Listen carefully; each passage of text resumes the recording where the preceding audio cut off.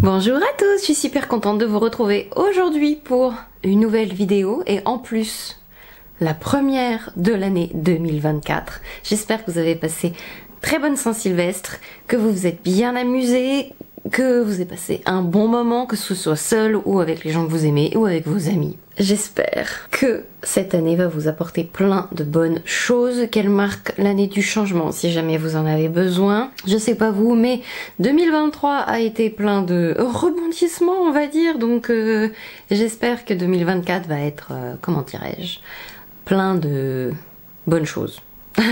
Si vous entendez ronronner, c'est Sawyer qui est juste là. Il a décidé de faire cette vidéo avec moi. Je suis entrée dans la pièce, j'avais tout préparé, je suis juste sortie 2 secondes et quand je suis revenue, bah, il était là. Il aime bien être avec nous en vidéo. Donc aujourd'hui, ce sont les meilleurs produits que j'ai découverts en 2023. Ça y est, le best maquillage. Toutes catégories confondues, quand il n'y a pas, bah, c'est qu'il n'y avait pas de meilleurs produits, de meilleures découvertes.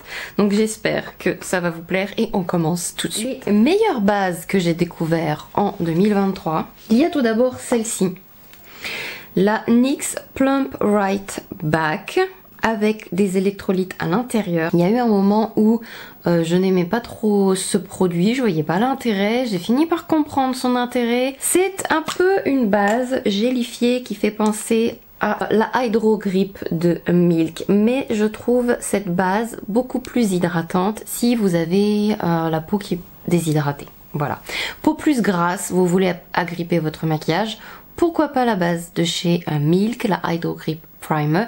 Elle est un peu plus délicate à utiliser, pas forcément compatible avec tous les fonds de teint, donc des fois elle peut pelucher, faites juste attention à ça. Celle-ci, je trouve qu'il y a moins d'incompatibilité avec les fonds de teint, donc on peut y aller un peu plus tranquillement.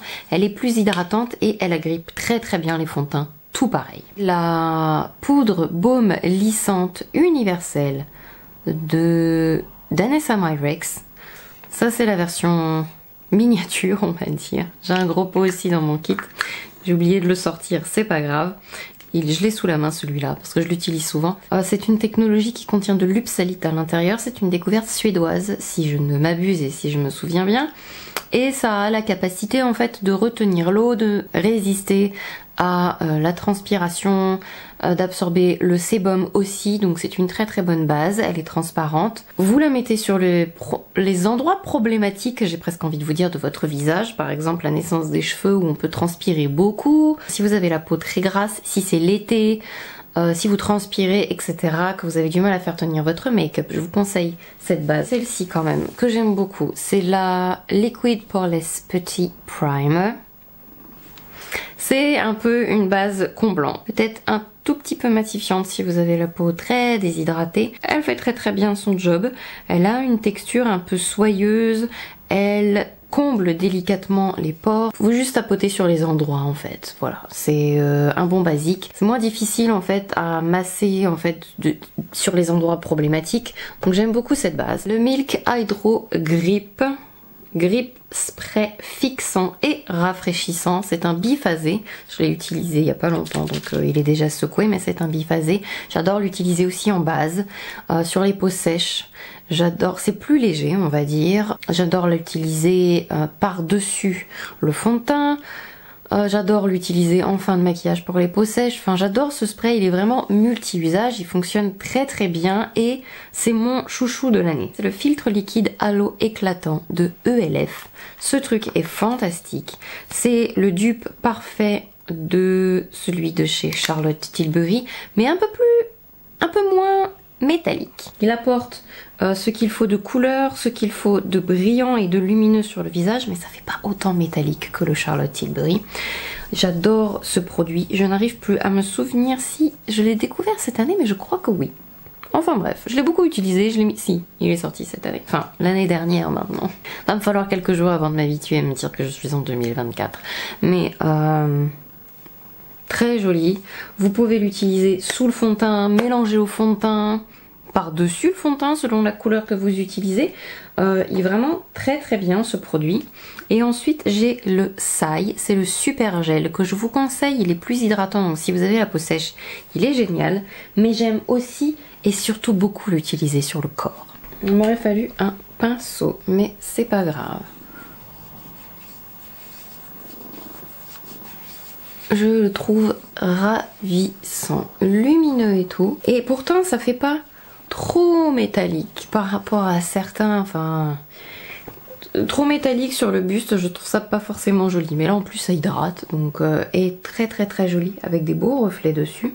J'adore ce produit. Fond de teint maintenant, j'en ai deux, ça n'a pas été facile de décider de deux fonds de teint, je vous dis pas le problème. Je l'ai pas forcément aimé, d'ailleurs je l'ai pas du tout aimé au début où il est sorti, parce que je pensais toujours à l'ancien, je vais vous le montrer tout de suite d'ailleurs. Je pensais toujours à l'ancienne version qui était tellement facile à utiliser sur différents types de peau. Là on est plus sur un fond de teint qui est pour les peaux mixtes à grasse, on va pas se mentir, il est plus matifiant, mais avec une peau bien préparée en dessous. Même si vous avez la peau déshydratée et tout, je le trouve très joli sur le visage. Donc c'est le HD Skin de Make Up For Ever. Si vous avez testé le Ultra HT, ça ne ressemble pas. Il est plus couvrant, il est plus matifiant. Donc sortez-vous l'ancienne version de la tête avant de tester celui-là. Ça n'a rien à voir. Mais c'est un excellent fond de teint longue tenue et il fait vraiment un joli fini sur la peau. Je l'utilise beaucoup. J'ai acheté 3 bouteilles pour mettre dans mon kit aussi. J'adore le packaging aussi. Même les versions voyage sont mimi. C'est celle que j'ai mis dans mon kit parce que j'aime bien l'idée d'avoir un joli flacon dans mon kit quand même. Mais en même temps de ne pas me trimballer avec une bouteille en verre qui pèse 3 tonnes. Donc les versions mini de celui-là sont très sympas si vous êtes make-up artiste. Ma couleur à moi, si ça vous intéresse, c'est le 1Y04. Donc voilà, ça va être mon fond de teint plus couvrant, semi-mat on va dire. Mon autre fond de teint favori, c'est, alors là les gens ne vont pas forcément être d'accord, mais c'est le Surreal Skin de Make Up by Mario. Ma couleur à moi, si ça vous intéresse, c'est la 3W. Je le porte aujourd'hui. Il est lumineux, mais sans mal se photographier. Il a un fini hyper joli. Il ne fait pas ressortir ma texture même s'il est lumineux. Il a une très très bonne tenue malgré le fait comme ça qu'il soit plus confortable. J'ai fait une vidéo dessus où je compare. Cet été j'ai dû comparer ensemble 5 fonds de teint au moins, donc n'hésitez pas à aller voir cette vidéo, je l'applique aussi. Si j'y pense, je mettrai ça en barre d'infos. Ou j'essaierai de faire un... Non, je mettrai ça en barre d'infos parce que je penserai jamais à faire un petit i en haut là. Il est vraiment beau sur la peau et il vieillit bien au fur et à mesure des heures aussi. Ça c'est important.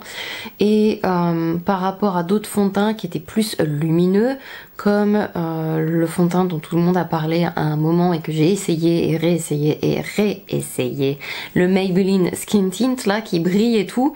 Ce fond de teint, je trouve vieillit mal dans la journée, il me fait ressortir la texture au fur et à mesure et surtout il se photographie pas bien du tout. Je n'aime pas être prise en photo quand je porte ce truc, j'ai l'impression que ça me fait vieillir et tout. Je me suis regardée plusieurs fois en photo et j'ai dit non mais ça va pas être possible en fait. Avec ça, c'est pas un problème que j'ai. Donc je peux avoir la peau lumineuse sans pour autant mettre de l'highlighter etc. Et que ça tienne bien, que ma peau soit confortable et en même temps que ça se photographie bien. Donc voilà, j'aime beaucoup ce fond de teint. Correcteur favori, j'en ai testé pas mal, mais je trouve que sur moi, en tout cas, c'est le plus efficace. C'est le Radiant Creamy Color Corrector de NARS. J'utilise bien sûr la couleur Light. Il en faut pas beaucoup, mais vraiment vraiment pas beaucoup. Et si vous avez les cernes bleutées violettes, c'est un, j'ai mis où, je sais plus, par là, un excellent correcteur. Vraiment vous en mettez pas beaucoup juste là où la cerne est colorée, vous attendez un peu. Ce que j'aime bien c'est qu'il a un fini un peu poudré, donc il tient très bien et il n'y a pas besoin de le poudrer, il fait pas glisser les anti-cernes qu'on met dessus. Si vous avez des ridules ou que votre anti-cerne peut potentiellement être déjà assez, vous savez, émollient, etc., c'est très très bien, ça fait pas truc qui glisse sur truc qui glisse, si vous voyez ce que je veux dire. Les anti-cernes, alors j'en ai pas mal, j'ai pas réussi à me décider. Ils sont, il y en a 4. voilà. Mais il y en a un peu pour tous les goûts. Voilà, l'anti-cerne le plus léger, que j'aime beaucoup, c'est le HD Skin de Make Up For Ever. Si vous n'avez pas énormément de cernes, que vous aimez un petit effet lissant, mais avec une couvrance légère à moyenne et pas trop prise de tête. Voilà, c'est un excellent anti-cerne, j'aime beaucoup, il tient bien, il bouge pas et c'est moins matifiant que le fond de teint. On va passer un peu au niveau au-dessus, au niveau de la couvrance, lumineux quand même, extrêmement lissant, plus floutant que ce que ne déclare le Make Up For Ever. Donc c'est le Beautiful Skin Radiant Concealer de Charlotte Tilbury. Sous certaines lumières, il peut paraître un peu lumineux dans le sens où on va voir un peu des petites particules. Moi je les trouve très très fines et elles ne me dérangent pas. Parce que déjà ma poudre a un peu ces particules là, donc de toute façon voilà. Et avec une poudre plus costaud comme le Charlotte, le Huda Beauty, je vais dire des bêtises, ben ça me dérange pas. Il est plus crémeux, il est un peu plus couvrant, il est plus couvrant que le HD Skin et il est vraiment, j'adore le fini de cet anti-cerne sous les yeux en fait. J'en ai mis plusieurs dans mon kit aussi pour vous dire à quel point je l'aime. Je le trouve très bien. Il floute et tout, c'est magnifique et il est pas, il est longue tenue mais il est pas desséchant en plus. Alors ça va être des ex-aequo parce que je trouve que l'un est quand même pas mal le dupe de l'autre. Je trouve quand même qu'il illumine un peu moins le dessous de mes yeux, donc après il a une meilleure tenue, mais quand il est poudré, il fonce un tout petit peu, donc faites attention à ce détail. Je prendrai peut-être une couleur un peu plus claire. Donc, l'anti-cerne que j'aime beaucoup, couvrant, longue tenue, mat, qui sèche très vite, faites attention, c'est le dernier Natasha Denona, le High Glam Concealer. Très bien. Juste faites attention que vous devez avoir le dessous des yeux bien préparé parce qu'il est perfecteur mais mat, il sèche vite, il sèche vite, voilà. Et je trouve un bon dupe, c'est le Can't Stop Won't Stop de NYX. Niveau texture et rendu, ils sont similaires. Sauf que pour le NYX, je trouve que le fait de le poudrer le fonce un petit peu. Donc prenez une couleur plus claire que celle que vous voulez. Si jamais vous aimez le dessous des yeux plus illuminé. Moi j'aime bien parce que comme j'ai tout le temps le cou et le buste plus clair que mon visage qui est plus foncé, du coup j'aime bien un peu plus lumineux sous mes yeux. Donc ça me gêne un peu qu'il fonce un chouïa quand je le... C'est vraiment un chouïa, hein, mais voilà, ça suffit pour que ça me gêne un peu. Contour stick, mon favori, c'est le Milk. Regardez comme il est mimi, il en faut pas beaucoup de toute façon, c'est mon fave. Donc c'est pour moi la couleur Toasted et je trouve la couleur très réussie. C'est froid neutre, pas trop, on est sur la couleur parfaite pour faire un contour en fait je trouve avec ce produit, c'est formidable. Il se travaille bien, il s'étale bien, il tient bien, il s'applique bien, il est parfait, la couleur est parfaite. Ensuite, en bronzer crème, cette fois, on va faire les crèmes, bronzer et contour, on fera les poudres après. C'est la crème bronzante, le Cream Bronzer de Make Up Revolution. Formidable bronzer crème. Pas besoin de dépenser 1 milliard, c'est le Ultra Cream Bronzer, voilà, c'est la couleur light que j'ai pour moi. La texture est sympa, on est sur un crème, voilà. Si vous devez appliquer ça, pensez à le poudrer. Très joli, il s'applique bien, il fait joli, c'est une vraie réussite pas chère, donc je me permets complètement, c'est The Best 2023. Vraie couleur de bronzer, sans faire... moche ou trop froide ou c'est une couleur que je trouve très belle sur moi en fait. Contour poudre, je n'en ai pas mais j'ai un bronzer poudre à vous montrer, c'est le infaillible 24 heures Fresh Wear Matte Bronzer de L'Oréal. Un excellent bronzer, la texture de ce produit est ouf. La texture est vraiment très réussie sur ce bronzer poudre. et il s'applique vraiment très très bien, même sur les zones que vous n'avez pas poudrées. Je le trouve très joli et il tient vraiment très bien. Il est sans transfert et il est waterproof en plus, si jamais ça vous intéresse. Si comme moi vous aimez le bronzer l'été, qu'il soit en plus waterproof, c'est vraiment très bien. Ah, ça a été très dur parce qu'il y en a beaucoup que j'aime en blush crème cette année, mais ceux que j'ai utilisés le plus et que j'ai découvert cette année, parce qu'il y a toujours les blushs liquides de chez Rare Beauty, mais je les ai pas découverts en 2023. Donc ma découverte sympa de 2023, c'est les blushs, les Dewy Blush de Saï. Les couleurs sont super. L'application est vraiment très bien, ils sont pigmentés, les couleurs sont réussies et si jamais c'est votre délire, les Dewy Blush ont un effet, alors pas brillant mais satiné, un effet un peu mouillé. Donc sur les peaux sèches, il est hyper joli. Vous voyez, ça fait pas... c'est pas un blush mat, c'est un très joli blush. Le rendu est très joli. Il a ce côté un peu de fruits juteux, vous voyez. Et ça fait pas pour autant hyper mouillé ni collant. Donc vous pouvez mettre par-dessus un blush poudre si vous en avez envie.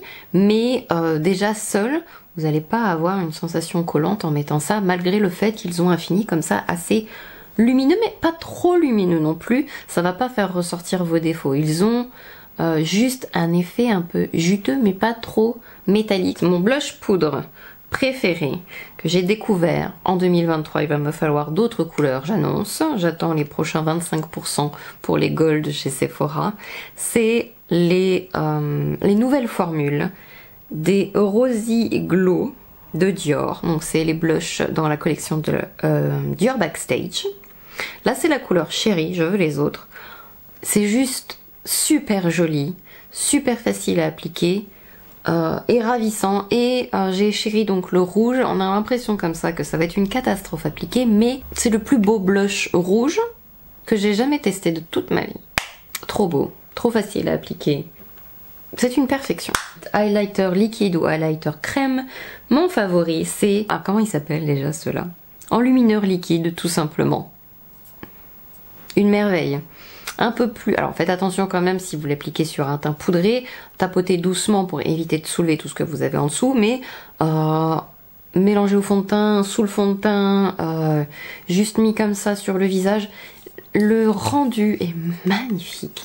Il est doux, il a un effet un peu glacé, mais sans faire métallique, sans faire trop pailleté. Et il est vraiment très joli si vous avez la peau sèche, un peu de texture. Il va donner un côté frais, un peu mouillé, mais vraiment les petits boutons, les imperfections ne vont pas ressortir en fait. Parce qu'il est comme ça très doux. Vous voyez ce que je veux dire? Il est vraiment très beau. Et ensuite, en highlighter poudre, c'est encore le Rare Beauty. On vous voit de l'espace avec. Première fois que je l'ai testé, ça a été un coup de love immédiat. Il est magnifique. Est-ce qu'on a de quoi en mettre un petit peu? Quand vous le mettez, c'est un truc de dingue, quoi.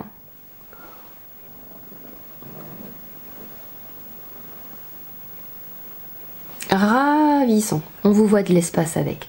Et en plus, il n'est pas trop métallisé. Et pourtant, il brille tellement. Pas de grosses particules. C'est pas comme... Enfin, je sais, enfin, c'est vraiment un très beau highlighter. Est vraiment très puissant. Vous pouvez en mettre peu si ça vous dit. Vous pouvez utiliser plutôt le crème. Mais en poudre, il est encore plus... il envoie, quoi. Alors c'est une redécouverte de 2023 parce que j'avais déjà testé cette poudre il y a très longtemps. Je suis retombée in love. J'ai deux couleurs maintenant. Je pense que je vais m'acheter un gros pot et je vais compléter de format voyage, j'aime bien pour mon kit. J'ai satin blanc et j'ai je sais plus quoi acidulé. J'adore cette poudre. C'est la Prisme Libre de Givenchy. Cette poudre est perfection. Voilà. C'est ma poudre favorite avec la Huda Beauty. Le rendu, le fini, elle est tellement soyeuse sous les doigts. Peut-être un tout petit peu matifiante. Faites attention donc si vous avez la peau sèche. Préférez-lui peut-être la poudre de chez NARS, la Light Reflection quelque chose, ou la poudre de chez Hourglass, la Veil, la Libre. Il y a des petites particules à l'intérieur. Si ça vous dérange et que vous préférez un résultat plus mat, effectivement ça va être la Hourglass. Mais je trouve le rendu sur la peau vraiment très joli, même si vous en mettez beaucoup, pas beaucoup, etc. Gel pour sourcils, gel coloré, j'aime beaucoup, je l'ai découvert en 2023 aussi, c'est le Plump and Set Brow Artist. Ma petite critique de ce produit là, c'est que je me suis peut-être pris une couleur un peu trop chaude, mais le petit pinceau est sympa, la couleur est sympa. J'ai fait mes sourcils aujourd'hui avec un autre produit, mais j'ai mis 3 produits d'ailleurs en fait, mais ça c'est mon petit coup de cœur. Il est facile à appliquer, il en met pas trop comme d'autres que j'ai testés. Gel tout court qui tient, qui fonctionne du feu de Dieu, c'est le Got To Be que Schwarzkopf a sorti en début d'année en tube pour pouvoir faire les sourcils plus facilement. Pendant des années, j'ai utilisé le classique qui normalement s'utilise pour les cheveux. C'est un gel dans un tube jaune. J'avoue que l'avoir comme ça, c'est quand même plus pratique parce que la pâte devait quand même se travailler un petit peu avec un goupillon jetable. Là, vous avez un gel qui est un peu plus souple. Les sourcils tiennent très bien. Vous pouvez faire les contours de cheveux aussi. Si vous faites une queue de cheval et que vous voulez plaquer, vous pouvez utiliser ça avec la petite brosse, ça plaque direct. Je crois qu'on l'a découvert en 2023, je ne suis pas sûre, le doute. Tant pis, j'adore ce produit. C'est le Lift and Snatch de NYX. C'est un feutre. Si vous aimez faire vraiment vos sourcils comme s'ils avaient eu un espèce de microblading, rien besoin de rajouter, je voulais faire une petite démo. La tenue est excellente, j'adore la couleur qui s'utilise sur beaucoup de gens, Ash Brown. Vraiment très fin. Un peu difficile à mettre dans un kit parce que des fois trop secoué ça peut fuir un petit peu, donc j'ai arrêté de le mettre dans mon kit. Pour un usage personnel, vous avez vu les traits fins qu'il fait là? C'est magnifique et j'adore la couleur. J'ai découvert, je vais prendre d'autres couleurs je crois, les 12 Hour Colorful de Sephora tout simplement. Une merveille, ça tient tellement bien.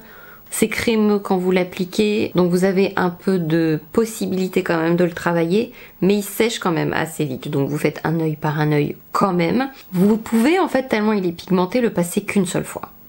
Et il tient merveilleusement bien. Petite mascara, c'est pas dans l'ordre, je sais pas, mais j'aime beaucoup le Falsies Surreal. Voilà, très bon mascara. Qui tient plutôt pas mal la courbe du recourbe cils avec mes petits cils droits, chiants, courts, etc. Il paraît que la version non waterproof est encore meilleure, on teste ça en 2024, mais vraiment excellente découverte. Facile à utiliser, les Ultimate Glow Shots de NYX. Vous pouvez les mettre seuls sur la paupière, vous pouvez ne pas mettre de base dessous tellement ils tiennent bien. D'ailleurs je vous conseille, si vous les utilisez, de rien mettre en dessous limite parce que ça tient extrêmement bien. C'est pailleté, c'est joli, il a plein de couleurs, ça tient très bien. Et même estompé, vous avez quand même encore quelque chose qui brille, quelque chose de pailleté. J'ai mélangé les deux couleurs, tiens. Avec un bel effet mouillé, intense et les yeux sont trop jolis avec. J'adore ces petites paillettes et si vous êtes débutant etc, vous n'avez pas à manipuler des paillettes libres etc. La texture de ces paillettes est très fine, c'est plein de nacre, donc c'est pas gênant sur les yeux en fait, on sent rien. On en est au crayon à lèvres et aux lèvres. Ah oui, crayon à lèvres, j'en ai deux. Parce qu'en choisir qu'un seul aurait été trop difficile. J'ai découvert les Line Loud de NYX. Crémeux, longue tenue, hyper pigmentés. Vous pouvez même les porter seuls avec un gloss par-dessus. Ils sont phénoménales. Niveau tenue, etc. c'est choix de couleur. Enfin, c'est... Et j'aime beaucoup aussi les Anastasia. Ce qui va changer, c'est surtout au niveau de la texture et ce que vous aimez. On a quand même, vu que c'est un crayon classique, quelque chose de plus fin, d'un peu plus sec. Donc si vous aimez mettre un baume et que vous avez les lèvres sèches, c'est plus facile de tracer avec ça parce que vous pouvez garder le baume en dessous. Déjà vous pouvez pas mettre de baume en dessous, c'est très crémeux mais un peu plus... Je trouve mes lèvres un peu plus sèches quand je mets ça. Donc du coup, vous pouvez pas mettre de rouge à lèvres mat par-dessus cela. Je trouve que ça dessèche 3 fois plus la bouche que si vous avez mis un crayon classique. Donc ça c'est plus avec un petit gloss par-dessus, un rouge à lèvres classique comme je porte là, et avec rouge à lèvres mat, vous aimez vous tartiner de baume avant. Je vous conseillerais les Anastasia, en plus il y a plein de belles couleurs avec. J'aime beaucoup, le dessin est précis, c'est vraiment hyper sympa de les utiliser. Rouge à lèvres classique, le Hourglass, je ne sais plus son nom, si c'était les Unlocked. Je le porte aujourd'hui avec un Line Loud. Alors c'est le rouge à lèvres crémeux, hydratant mais pas trop, il fait pas non plus baume. C'est un bon rouge à lèvres classique quoi, mais pigmenté, confortable, pas desséchant mais pas non plus trop hydratant, enfin juste le rouge à lèvres, parfait. Voilà, donc le Hourglass, le packaging est trop mimi en plus, il y a un petit lapin sur le H, j'adore. Rouge à lèvres mat, mais format raisin, mes favoris, ce sont les Intense Volume Mat. Ça, je vous conseille d'utiliser quand même un baume en dessous et de mettre le crayon Anastasia par exemple, parce que c'est quand même mat. Ils sont pas desséchants pour des mats, mais c'est pas des rouges à lèvres quand même que je vous conseillerais de mettre si vous avez la bouche gercée, vous voyez. Donc c'est... et ils ont une excellente tenue, j'aime beaucoup les utiliser. Voilà, ça c'est de chez L'Oréal. Belle couleur, pigmentée, et le rouge à lèvres tient très très bien. Dernier produit pour les lèvres, en gloss, j'ai découvert tout simplement les Outrajous Plump Effect de Sephora, et je les adore. Ils ne brûlent pas la bouche. Ça sent un peu le menthol, mais si vous débordez sur, vous savez, le contour de vos lèvres, vous n'allez pas être rouge comme avec ceux de chez Fenty, ou pire encore ceux de Too Faced qui sont très violents. Enfin voilà, si vous les avez testés, vous savez de quoi je parle. On est sur quelque chose qui va lisser la bouche, mais c'est pas agressif, et c'est un gloss super sympa. Il colle pas, je trouve le rendu très joli sur la bouche. Donc voilà, c'est mes gloss favoris, et c'est, je sais pas si je vous l'ai dit, Sephora qui fait cela. Mon spray découvert en 2023 et que j'adore, c'est le Pore Eclipse de chez Milk. Une merveille, alors il faut bien le secouer, et c'est un spray fixateur, mais qui a un rendu, oserais-je vous dire, mat. Vous savez quand vous avez des fois fait votre teint, que vous avez envie que ce soit mat et velouté, et genre un peu Photoshop, et certains sprays en fait ça va fondre un peu les poudres, et vous allez avoir un rendu quand même, vous voyez, satiné un peu. Avec ça, vous allez garder l'effet Photoshop de mat et de velouté que vous vouliez au départ. Excellent aussi, surtout si vous avez la peau grasse, excellent l'été. Voilà, on a terminé avec le dernier produit de cette sélection des meilleurs produits de maquillage 2023. J'espère que ça vous a plu. J'ai hâte de vous retrouver dans une prochaine vidéo. J'ai hâte de vous lire en commentaire sous cette vidéo. Et puis, je vous fais plein de gros bisous en attendant la prochaine fois. Bye bye!